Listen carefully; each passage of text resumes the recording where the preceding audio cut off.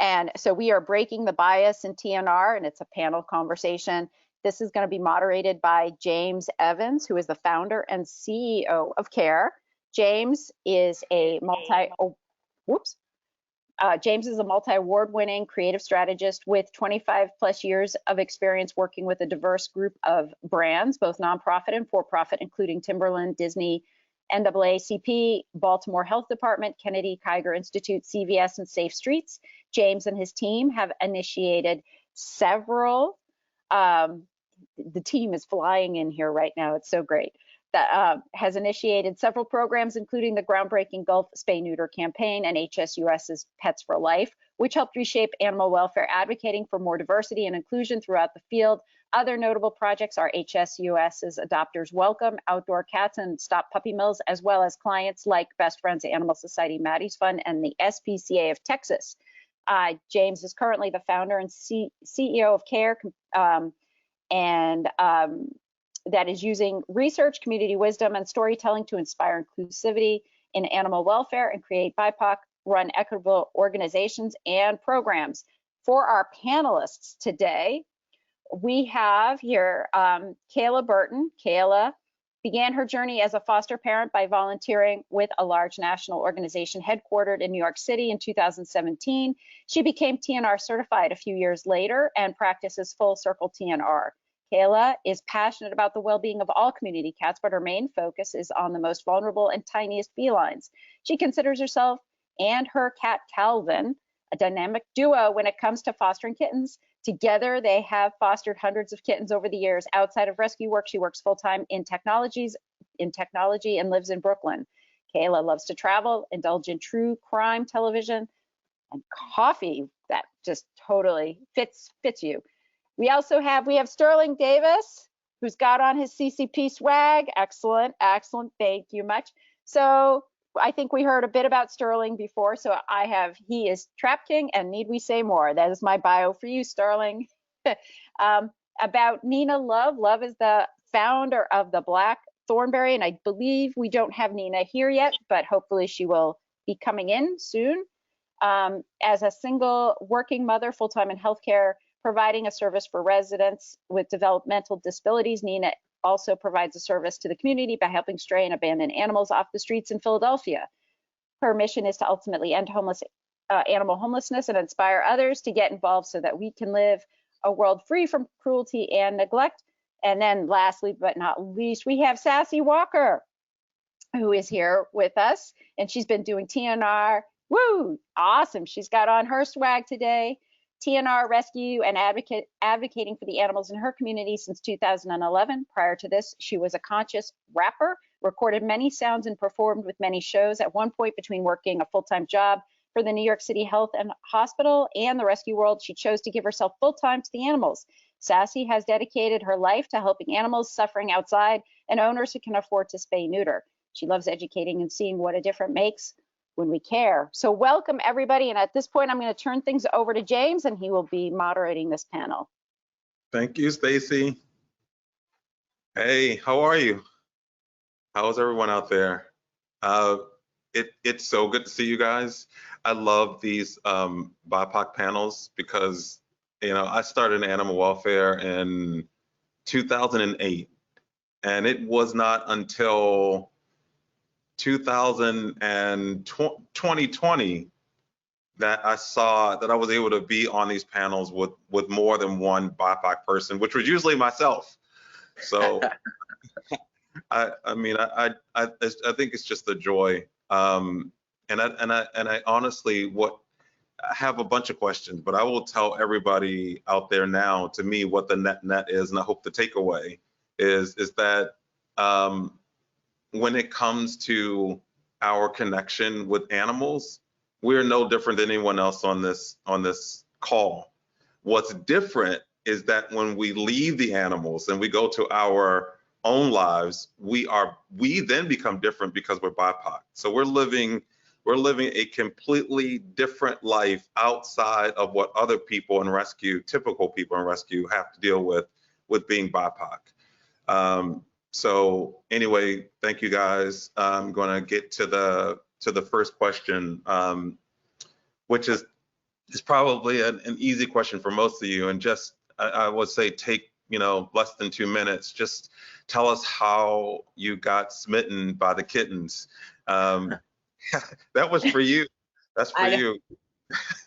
But all three of you, hopefully Nina will get on. I know she is always in an emergency rescue situation, but I think this is actually a technology challenge right now. But just how did you get smitten? Go ahead, Kyla. You can kick us off. I mean, it started, I guess you could say, with my cat, Calvin. I had, fostered many kittens before her, but she was my first under-socialized kitten that also, she was underweight, classic symptoms of kittens that are brought in from outside at a young age, had a cold. And she made me work so hard for her love that when she went for her vaccines at the ASPCA, and then they were like, oh, her behavior is great, she's 2 pounds, she's ready to go up for adoption after she's spayed, I was like a little torn because I wasn't expecting that. But that made me realize the effect that I can have on these little, creatures that are just so loving and forgiving despite their circumstances. Then I also had some time away from work where I was able to really hone in and some of the skills that I had learned through orientation, through the ASPCA, kind of helped me with doing way more than I was doing previously, but partnering with a local rescue group is where I got my hands-on experience. Right. And the motivation, the confidence, kind of just it allowed me to just do way more, and here I am today. That's awesome. Yeah. All right, Stir. Sorry about that. My baby Demeter right here, she just spit up. That's why I was moving around like crazy. I had to make sure she okay.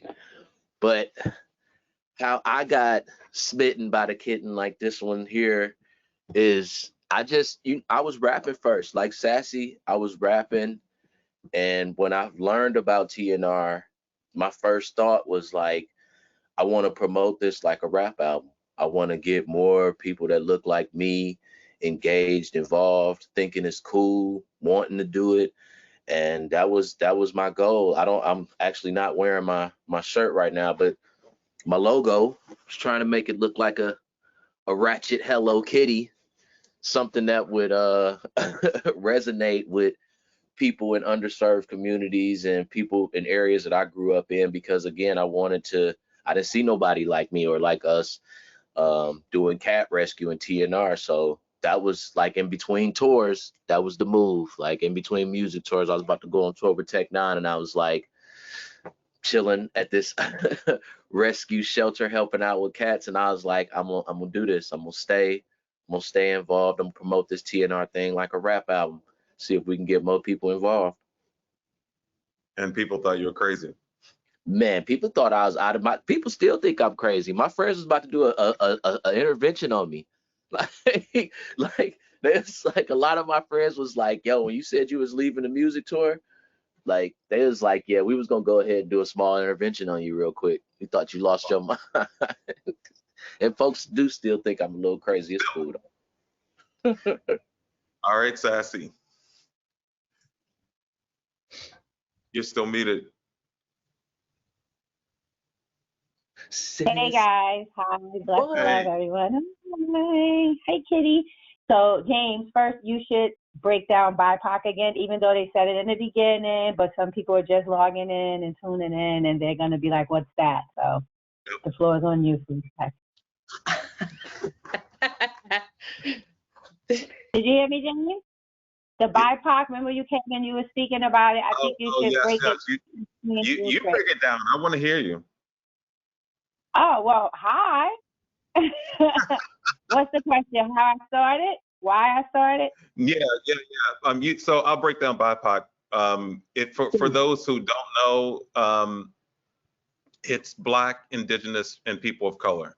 So we, unfortunately, in this country, right, we have a history of undermining people of color, and to the extreme with Black folks, right?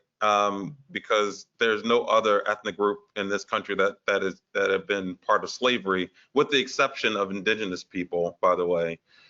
So any indigenous person, any person of color, Latino, Hispanic, Latinx, all of those are considered people of color. And so BIPOC has become a popular, inclusive term for all of those folks, and that includes Asian Americans as well. And when we say Asian, that includes Indian Americans, so all of Asia. So this is BIPOC here is actually what the rest of the world looks like. In the rest of the world, white folks are the minority. Most of the world is BIPOC. And so, we're trying to highlight the importance of BIPOCs here in this country because we're the minority. But with that, yeah, Sassy, the question was, you are welcome. The question for you with everyone else too was just what was the kitten that got you spitting? Oh, well, I think it probably was more of the mama of the kitten that got me smitten. So mama kept having kittens when I first moved to where I'm at, which is back in the hood. And I kept seeing the calico mama. I first saw her drop a load of kittens. It was under the car.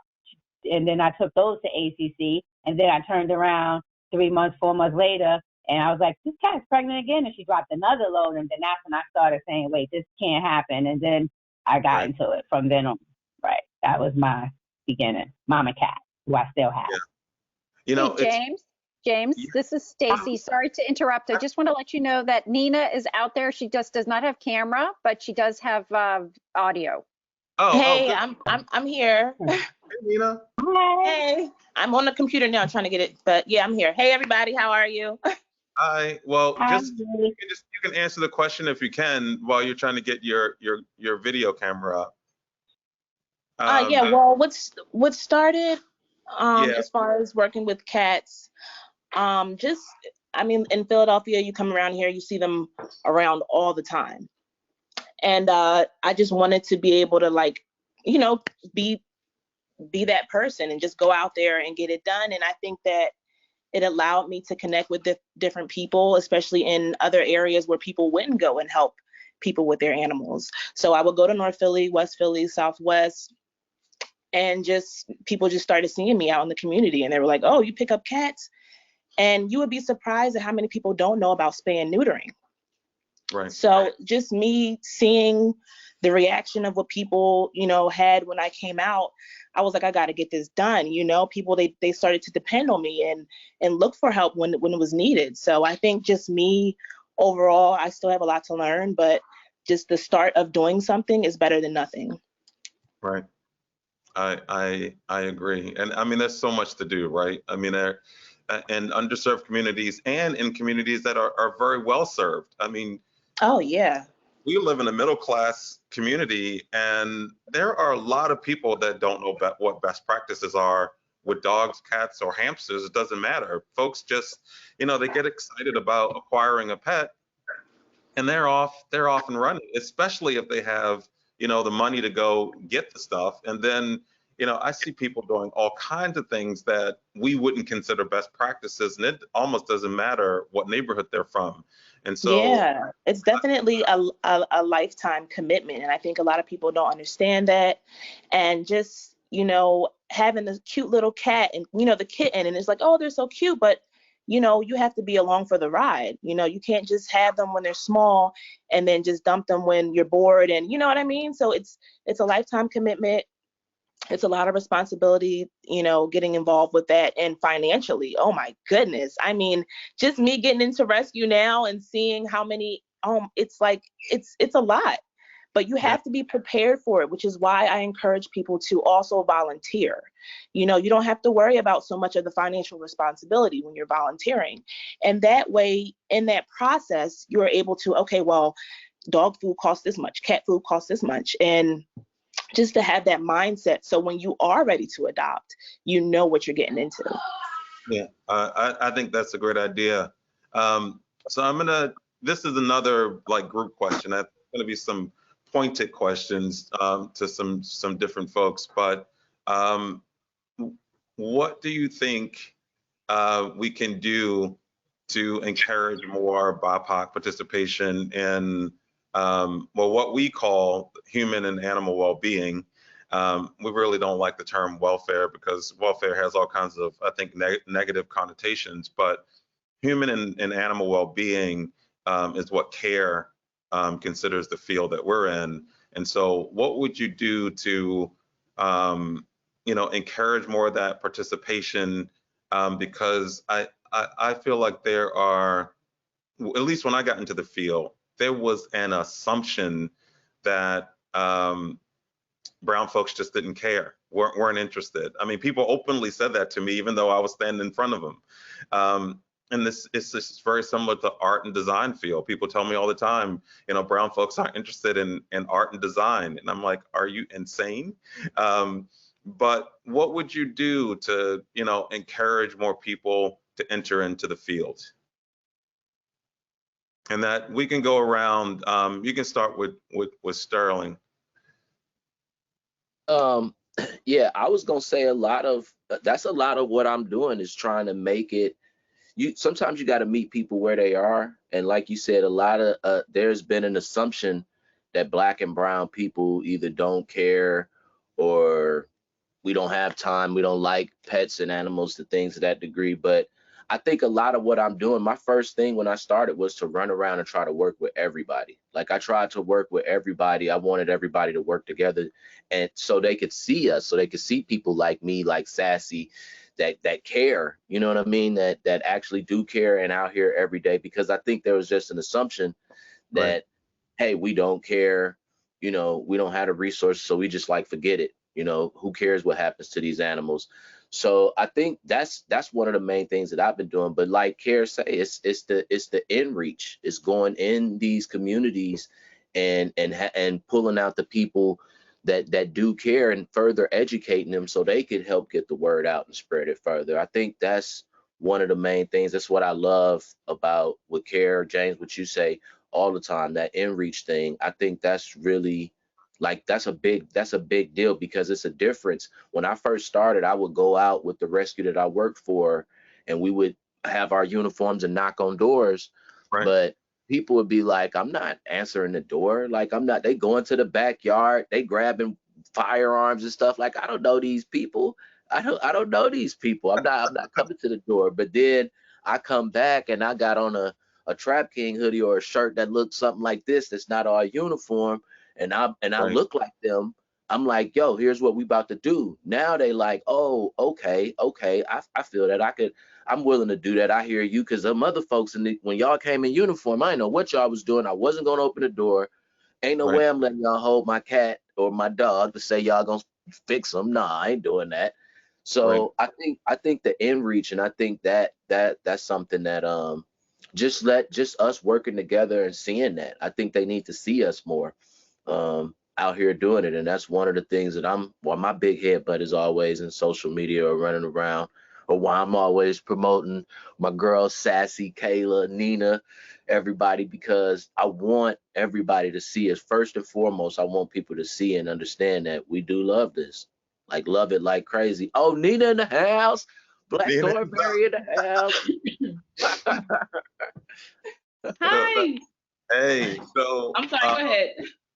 No. Since you just got on, I'll pick on you next. So what do you think we can do? And when I say we, I don't mean just us BIPOC folks. I mean, what can all of us do? Because does the messenger matter? Yes, but sometimes the messenger's got to get funded, right? Sometimes the messenger needs donations and needs volunteers. And so what can we do? What do you think we can all do to increase more BIPOC participation in rescue broadly, but also specifically to cats and TNR, and even being in the conversation? How do how do you bring more people to the conversation and in a welcoming way? That's for you, Nina. Yeah, I think for me, well, I'm sure with everyone, social media is huge. And I think by us being active and going out there and being the face, I think that a lot of people are drawn towards that. If they see you actively doing it, some people will be like, hey, well, if she can do it, you know what I mean? Like, I think social media is huge, and it doesn't touch just your area, but it's all across the world, you know, which is what we need, because we need a lot of people that are involved, and, you know, it encourages them to do more. So I think just being the face and not just saying it or writing it, but doing it, actively being out there in the community, actively doing what you have to do, and most importantly, educating the community as well while you're doing it. No, I think that's awesome. What do you think, Kyla? To sort of piggyback off of experiences that you shared earlier, you know, when I tell people that I foster and rescue cats, their first, a lot of the times, is like, what? Like, especially like it's just, they just don't expect it. And I think it's tied into representation. How many ads or circulars do you see with people of color posted? Even now, like, it's just something that people, and there are a lot of people of color that love animals. You know, last year I you know, gained a huge following on social media, and so many people reached out to me asking me, like, how did I get started? What are the first steps? And they were people of color, because again, if people don't see people that look like them, it just feels unattainable, or like it's something that out of their reach. So I think we need to look at like these large companies and who is on their board. Is it a panel of, you know, of white women or white men or whatever combination? Like, what are the percentages? And then all of that stuff trickles down. When I was a foster for the ASPCA, I don't remember ever seeing a person of color ever at the adoption centers. Yep, it is. I always was like, going into that, it's just like, you know, what if I, you know, didn't grow up or had some issues with communicating, like, with white people, like, and I had hesitations asking questions, like, I may have not asked them, like, and then that would have probably not really allowed me to continue to grow and to really hone in on my passion for animals. So, like, I think all of that, like, it needs to be taken into consideration. And it has to be everyone. So people, you know, animal welfare there's a huge following for it, but how many of those companies are actually, like, where are the people of color? Yep, I love that. By the way, I think it's particularly important when, and I like that you're calling them companies. We all know that they're non-for-profits, but the realization is the non-for-profit status is just a tax exemption status. These are actually companies. They have CEOs, they have employees, they have, you know, CFOs, they have pensions. I mean, they have, you know, they have all the makings of a company. And I think one of the things that a good corporation does is it's responsive to its constituents. So if you're sitting in Chicago, or you're sitting in Philly, or you're in Detroit, or you're in Miami, there need to be some people of color on your board. There should be people of color, like, on your staff, right? I mean, you are essentially part of the community, but you are kind of, in many times, ignoring the community, and then you're selecting very slender parts of the community to help you run your organization. And so I think that's a great point. Sassy, I'll round it off with you, and we'll move on to the next one. So I basically was going to say something similar to what Kyla said. If I had it my way, and if I had like if I had access to people to help, and you know, maybe if it was a job in the community, I think the number one thing that would work where I'm at, which is I could say 100% people of color, right, where I live. I mean, sorry. So they need to be flyers, you know, put on everyone's door. You know, if we could have Hot 97, 107, all the different radio stations that they listen to, you know, help say, shout it out, you know, give us a little section on it, then a number they could call and get information. You know, I also think, you know, we don't have enough PDA at all. It's like, so when I'm out there, I'm constantly, you know, teaching and talking and stuff, and a lot of people really don't know, but we gotta like get to them visually as well, you know. So it's like they definitely, like these vets that work in these communities, they need to have one day of doing 3, you know, pro bono, spay, neuter, you know, because people, that's the number one thing, they can't afford it. So it's just, the community has to be the community. Like we all got to be doing something where the word gets around and it circulates, and then everybody could say, oh, you could, you know, you'll go here, speak here. Yeah, what you was gonna say, Travis? You put your hand up. Oh, no, I was just adding on. I ain't want to cut you off, though. I'll let you finish. I ain't want to cut you off. Okay. So that's me. That's basically what I'm saying. We need to get the word out. I think flyers work. I remember when I first started in the first 5 years, I used to put a flyer in each building. If you need your animal spayed, neuter, whatever, call me. I've gotten a lot. Everyone where I live at, practically everyone animal was done in my community, but it was a lot of work. It was, you know, working with ASPCA exclusively, really. But now I don't have that access. You know, we got a shortage of everything. You know, I can't put my information out like before. So we need to even hold in something in the community center that we have here. You know, I thought that I was speaking to the guy with the animal cruelty program when Tuxedo had, you know, when that happened, and we supposed to have been trying to do something there in the community center. That would be excellent. You know, it's right here in the community. They come over and they can ask questions, and we can start reaching them. So we definitely, I'll say, public display as much as possible. Anything getting out. Look, I'm so glad you all are here. I think closing this question out, I mean, I challenge everyone out there on this presentation and on the call is to spread the good love stories too, right? Because animal welfare at times can be so much like the nightly news, right? You turn on the news and the first thing they start with are things that bleed, right? The murders, the robberies. And I think it makes you think, especially when you live in a city, that there is nothing going on but murder and mayhem. And there are people doing amazing things all day long, every day. And is there animal abuse in this field? Absolutely.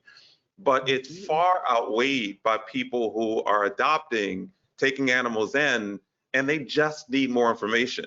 So I think the delivery of that information and communities that we are from, that information I think is best served coming from people of color that look like those folks we're trying to help. So I think we need like a massive movement towards more compassion and more information sharing and less time and investment in sort of like what they say in the news, if it bleeds, it leads. But I think that burns up the whole field, because people think, why do I want to get into something that's just depressing, that's just always about harm and abuse?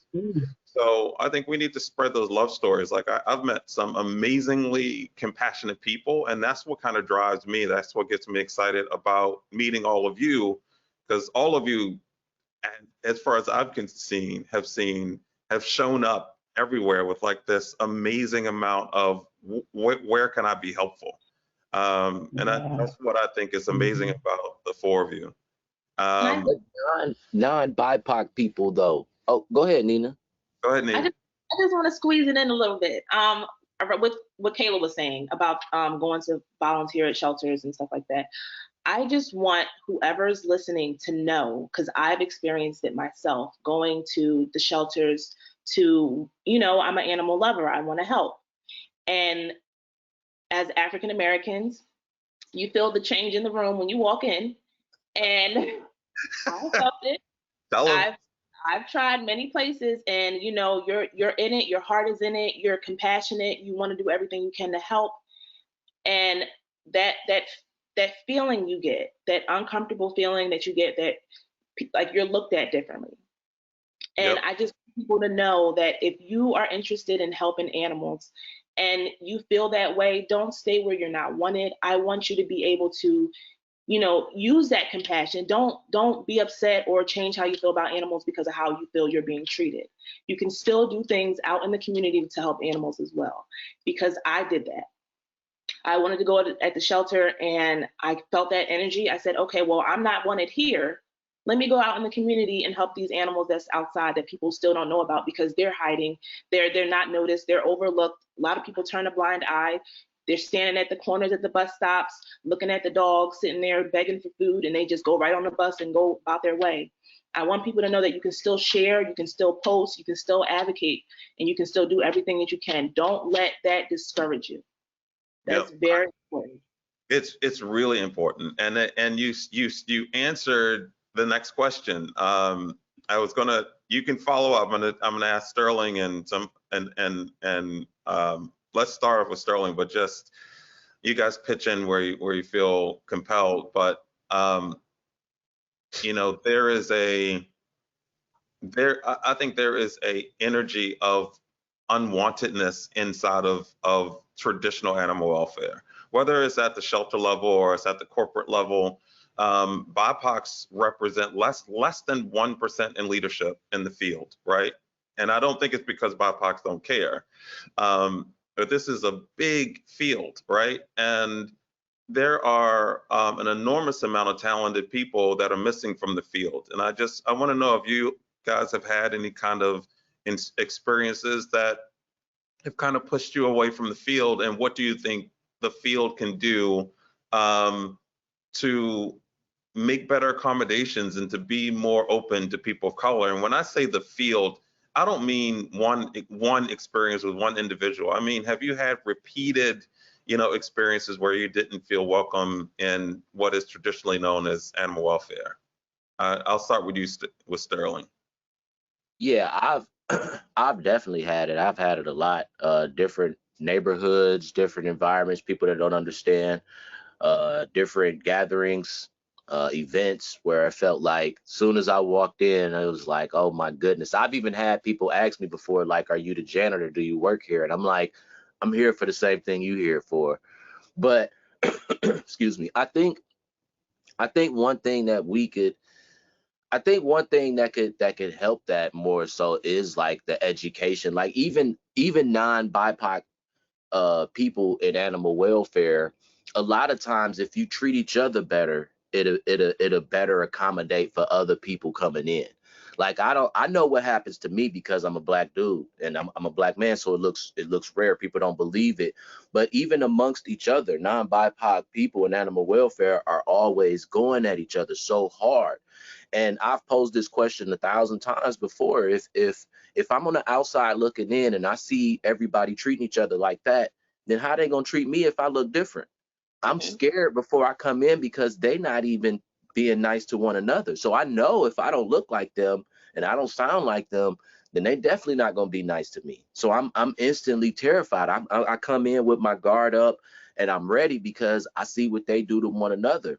That type of stuff is something that will help, I think, accommodate and just being helpful, because again, in this environment, I see people go through stuff like paperwork, like not the nonprofit status, the paperwork. People will jump on each other as soon as they see or get a whiff of that. Like, oh, you don't have a nonprofit status, you wrong, you bad, you this, and ready to jump and attack one another instead of help that situation. I've been working in animal welfare for a while, and two things I know for sure are not happening. Nobody getting here to get rich, and nobody getting here because they want to abuse animals.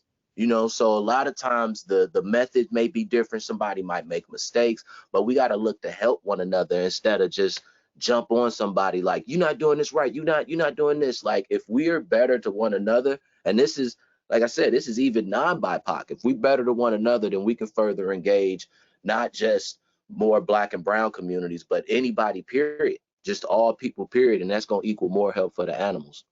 Oh, I love you, but it's so true. It's my parents used to say that everything we did in the house was practice for when we left. So if we were treating each other badly in the house, then how are we going to treat other people outside? I mean, that's what I hear you saying, is that you have to make this decision to treat everyone better, and then everyone benefits. Mm-hmm. So, you know, I saw you about to explode, Nina. What I got answer this quickly, because we only have 10 minutes left. We're over gabbing, I'm being told. No, I agree with everything that Sterling is saying. You know, I don't want to get too deep into it, but I mean, I want us to be able to work together. You know, you don't have to bash. It's animals. It should be a positive thing. It shouldn't be all the extra, you know? If we all come together, we can save so many lives instead of everybody doing it separately. You know, we all have our different organizations, you know, specifics, but if we can all help each other, like if I have a dog or a cat and I'm like, oh, well, I know this rescue, you know, reach out to them, they help. A lot of people don't respond to me. And I'm just like, well, if I got this dog out in the street, I'm in the woods 3 o'clock in the morning with the dog, and I'm like, I need help. A lot of people don't help, but I do have rescues that are amazing people. They give me so much advice, but I want us all to be able to work together so that way we can do what we have to do. You know, it's so much separation and it's so unnecessary. It really is. Look, I agree with you 100%. I got two questions left, and this one is going to be for Sassy and Kyla. I'll pitch it to Kyla first. With everything we're saying about BIPOCs in the field, experiencing harm, and if not harm, then simply not feeling welcome, right? What in your mind, or in experience, what does allyship look like? What does real allyship look like when you may not be the person causing the harm, but you're witnessing it, you're aware of it? You know, what does it mean to you to have an ally outside of a BIPOC community? And in short, what can white folks really do to help? Well, to start, people that use their position to leverage and, you know, speak up for other underrepresented people are, I think, allies. I also am hesitant when people call themselves allies, because that's not something that you assign to yourself. Yep. It should be something that's earned from a person of color. And then the last part, can you repeat that the last part of the question? Oh yeah, I mean, you're answering it beautifully. I was just wondering. Yeah, you know, I just wanted to make sure I landed.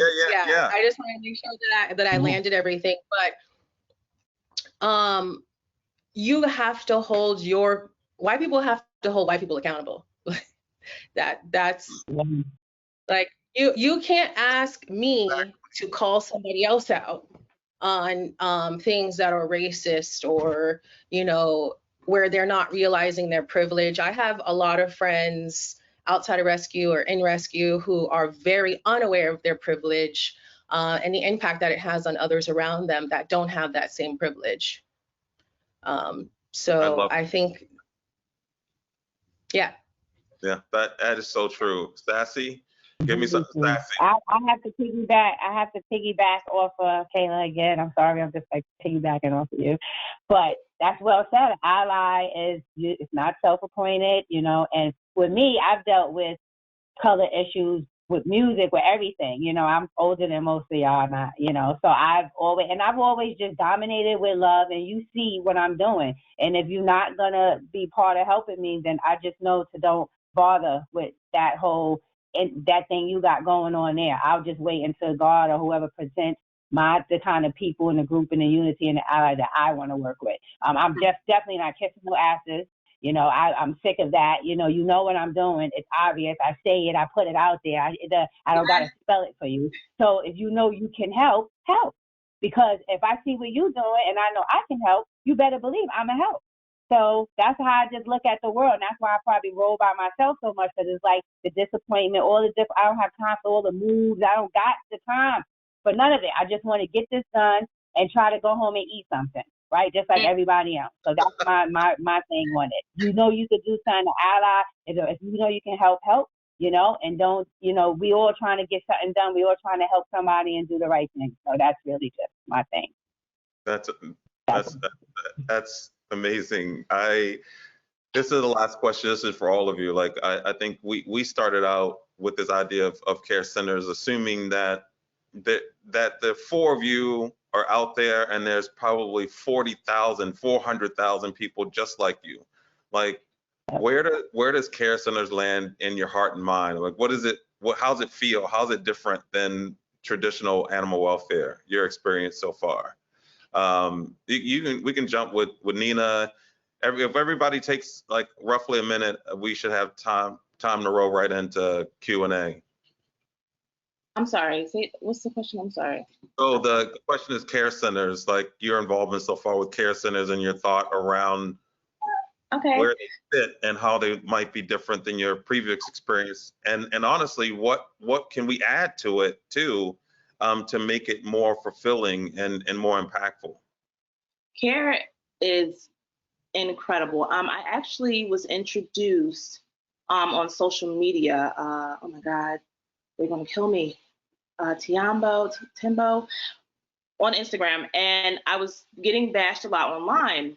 I was picking up these animals off the streets. I was doing my thing, and everyone was in the comments, "You're not a real rescue. You're not this. You're not that.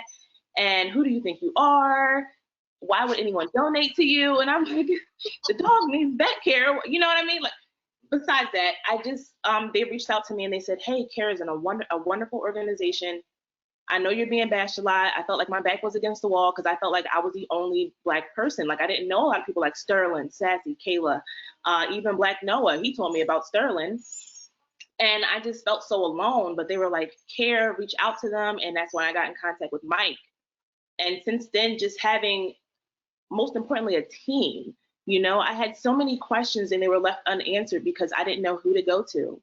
And I couldn't go to rescues because they were just so it's like this invisible handbook in rescue that you're supposed to know, but no one tells you about. And I'm like, well, I'm trying to do everything right. I love what I do. This is my passion. This is the one thing that I'm good at.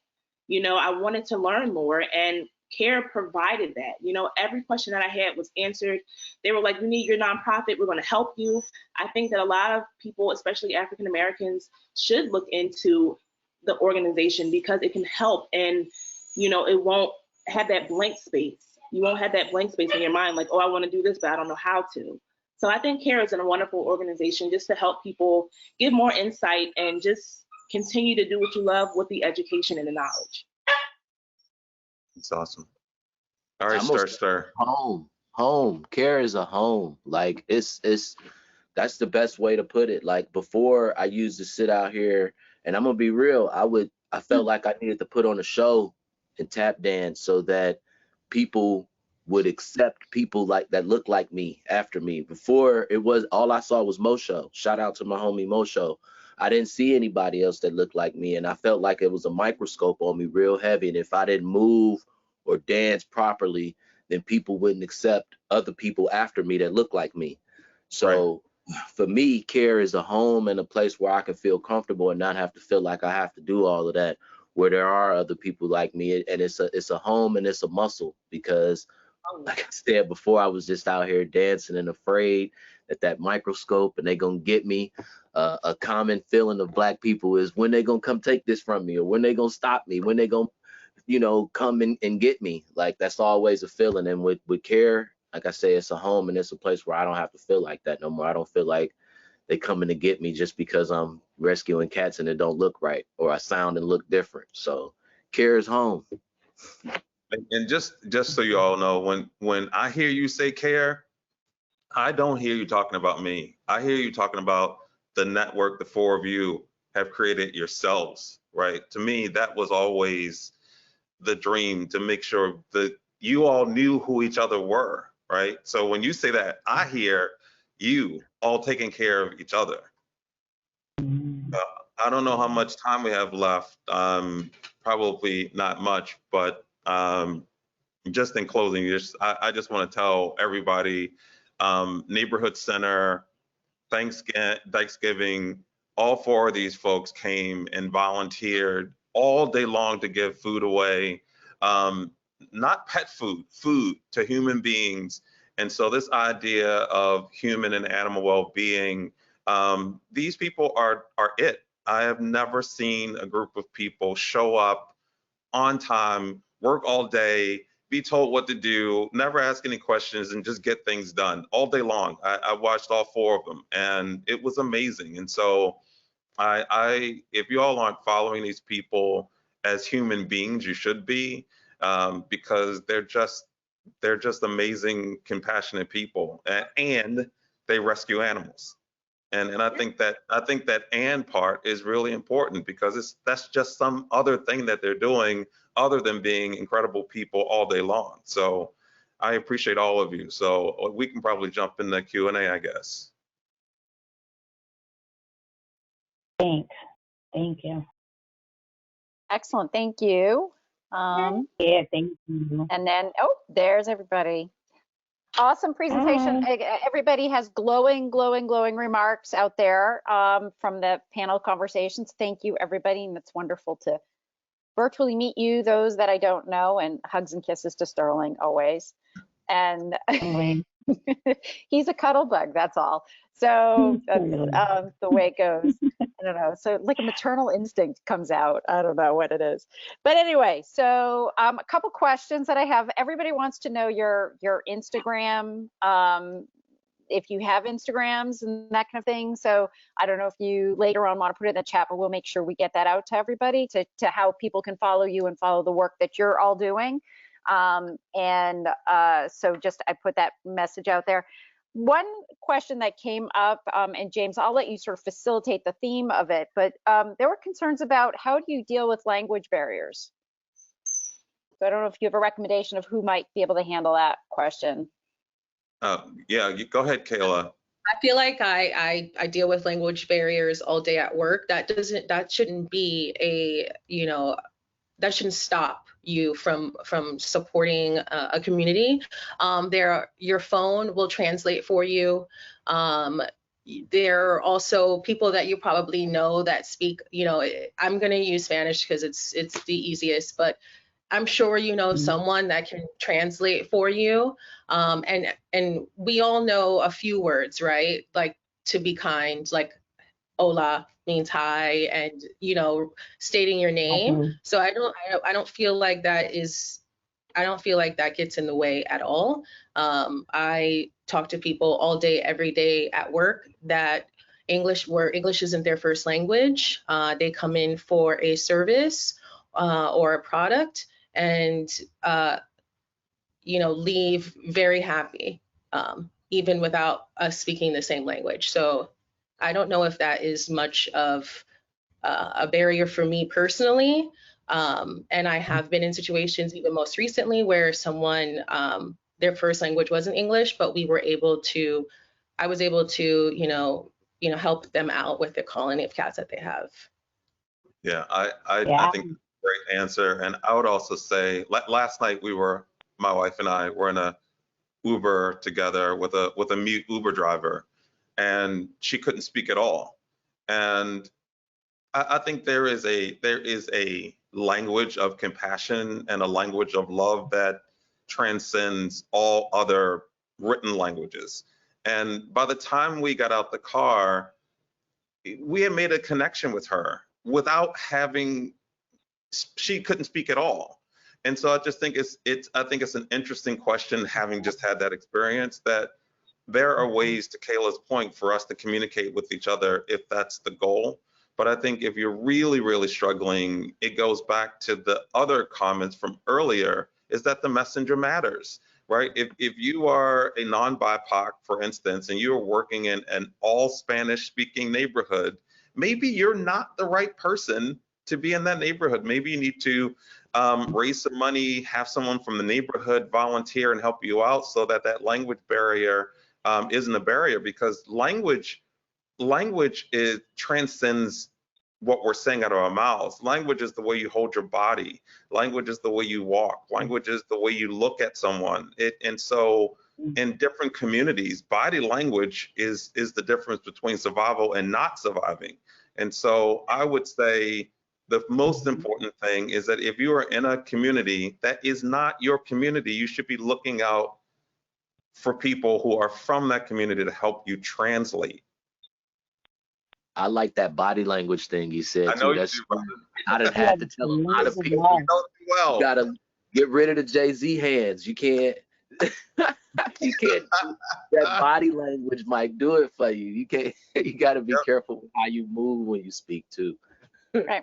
And for an example, I mean, I help run a group in Chelsea, Massachusetts, which is, you know, primarily Hispanic, and we're, you know, the information we put out is both in Spanish and in English. And I'm up here in Vermont, so I'm not the one conveying all that information. I mean, I'm helping writing the newsletter and that kind of thing, but I'm not the boots on the ground, and that's a different team of people. But yet we have this external volunteer support in this new virtual world that we have. You can have people supporting you that aren't right in your own backyard, but they help leverage your capabilities in your own community. And so you may have folks giving you donations and supporting you, or helping to write articles or put information together or put an Instagram post together or something like that. That's not in your local neighborhood, but part of your virtual community to help support the local efforts that you're doing. yes. I mean, if you can get someone to volunteer, ask them to volunteer. But if you can pay them, pay them. I mean, to me, it's also about, you know, it's about the compassion of being responsible and equitable, right? If you have that kind of budget and you can afford to have someone translate, don't ask your secretary or someone next to you in the building to translate for free. You know, it's just, I've seen this in animal welfare too many times from some of the largest organizations, household names, who are going to people within the building and saying, can you have your mother translate this for us while we have $300 million in the bank? So look, this is about being equitable from our point of view. And we try as much as we can to pay people for things we're asking them to do. And if you don't have a budget and you're asking someone to volunteer, again, that language of compassion and language of respect is really, really important. Right. And I mean, I think there's a line there too of when you are if you are trying to TNR the 10 cats in your backyard, and that's your sphere, that's your that's your concern, versus taking all of Brooklyn, right? And handling TNR. So you have to also create a program that will support those strategic goals. Yes. Excellent. All right. Then one other thing I wanted to just ask, and James, you've been involved with sort of traditional animal rescue, and then I think Sterling and Kyla, it sounds like you too. I would say animal sheltering in general is not known to be the most open door policy organizations. I mean, before we got into this conversation, I've always thought of shelters sort of having their walls. Like I used to talk about universities have their walls, and they can like close yourself off if it's a topic they don't want to talk about, and they shut themselves off, and they can be exclusive, I guess is the word that I'm looking for, regardless of the topic. So there's a lot of things with community cats, TNR, that traditional shelters have never wanted to address or deal with, and have been very exclusive or hiding in the corner and saying, well, that's not what we do. It's just not what we do. And I know that there was a mention earlier about like, oh, well, I make a phone call and there's no return call. That's frequent across the region. People will say to me, oh, thank you so much for calling me back. Even if I am saying I can't help you in a nice way, but they just say, thank you so much for the call. At least you cared to call. And I don't understand why in this world we have this tradition of not calling back and trying to hide in sort of our corners? Are we overwhelmed, or what is it? Or we just don't have respect for one another? Why do we have this isolationist kind of way of being? If you're asking me, it's because it's too easy to start a non-for-profit. It's too easy to become a rescue. There are no governing bodies, so there's no accountability, and so you would not be able to open up any other kind of franchise. You couldn't open up a McDonald's or an Apple store. You would not be able to work in any other field, especially a field that had to do with what I think of as public health, because animals to me are part of public health. If you've got free roaming cats, animals that are in danger, animals that are causing danger, that is public health. And we don't respond to the community the way public health professionals do. And so ultimately this field needs to become more professionalized. I think and listen, and I don't mean that folks aren't getting into it for the right reason. There's a lot of love and compassion involved, but that love and compassion, when it doesn't translate into business acumen and being responsible to people who are calling you, you are failing to rescue. That's just my opinion. You are not rescuing if you're not being responsive to people who are calling, doing their part. So if we are saying to folks, don't shop, adopt, right? And then they call you and you don't call them back, you have failed in what your brand promises. And in business world where I'm from, that would be you have a brand promise. And so if you're asking people to donate, but you're not picking up the phone, there's that to me means there's a vast amount of lack of responsiveness and accountability. And I think at the end of the day, donors have to become more involved with what's happening, not just to the animals, not just with the live release rate, but how many phone calls are coming into your building that you are not calling back? How many emails are you getting? I want to see data on that. And so that all these incredible donors out here, and some of which are donating to care, obviously, PetSmart Charities, Maddie's Fund, and others, at the end of the day, right now in this field, that's where the accountability ends and begins. And I think we have to move away from just live release. How many animals did you spay and neuter? And start asking more questions about how are we servicing people in our communities, because I don't think it serves animals in any way to be so callous as to not return a phone call and an email to someone that has an animal that's suffering or is trying to adopt. That's my 2 cents on it. I don't know if the panelists have anything to add. I think Stacy, hi, nice to meet you. I think it's a little of both. And from my experience, like being in Philadelphia, I think that yes, it is overwhelming, but with a lot of people contact me on Instagram because they don't get that response from rescues. And I think majority of the reason is because they're in certain areas, just as far as like adopting as well. Like if you have 2 applications, you got one in West Philly, which they consider the hood, then you got one in the Northeast. And the one in West Philly has a full fenced-in backyard, big house, enough rooms for a cat room itself, and then you got Northeast with no fence, and they'll take the Northeast because of the area. So I think a lot of people don't respond because a lot of people ask for the zip code. Once they get the zip code and they realize the area, they don't respond. I've seen this. So I think that it shouldn't be that way. A lot of the animals that I get, I have cats in my house now, the one with one eye, he was in Southwest, this was in Kensington. And they reached out to several rescues, but because of the area that they were in, no one responded. So I think that's why I got a lot of my following, because when they don't respond, I don't care where you are. If it's a cat that's hurt, I'm going out there. Now I need to be mindful and stop going alone, but yes. My thing is, if with the animals, to me, they come first, and it doesn't matter what area you are in. If you're requesting help, you already took the first step, I feel like for me, it's huge. Even with going into shelters and people wanting to surrender their animals and they get turned down.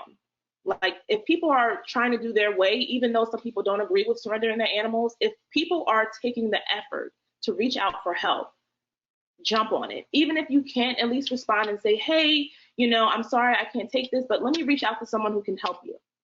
That's the problem. And we need to not do that because it's a problem. It's terrible. That cat was out there suffering in Southwest because no one wanted to go out.